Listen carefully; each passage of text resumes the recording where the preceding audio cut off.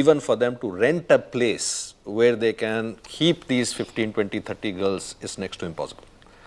And the irony is that the day she came in news, why don't you tell the story? Yeah, and you know, when it was first announced and it came out in the news that she'll become the first girl from a red light area to study abroad and everything, all the newspapers covered it. And the day it came out, that night we were given a notice from our society saying you have 2 weeks to vacate this flat.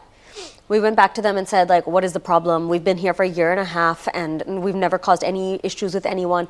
And they wrote a formal letter saying these girls are going to have a negative influence on our children. We don't want them interacting or touching or using the same lift as them.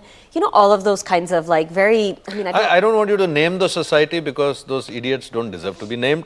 But having said that, I'm sure this must have been a society of educated people. Yeah, of course. Aware, working in MNCs, watching the right programs and talking about equity and pulling out people from the society who are actually kicking out rent-paying people. Yeah. Right? Yeah. And it's this whole not in my backyard kind of concept, right? When we read about somebody like Shweta in the news, wow, look at where, you know, like we're India inspired. Is gone. India has reached exactly. there, huh? And this should be a moment for you to be proud, like, hey, we are that society where that education happened, right? To get her there. We contributed so much to it, or we could have, and yet it was literally like 2 weeks later, we are homeless.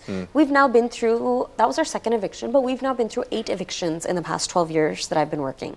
But when this all was going on, I was 27, maybe 28 years old maximum. So of course, I was also not very savvy about how all these things work. And I was still learning myself how to navigate the Indian systems and context and all of these things. And it was, I've literally had a day where, what do? We had to send all the girls back to the brothels or to their mothers or to wherever. And I just sat on the street and cried.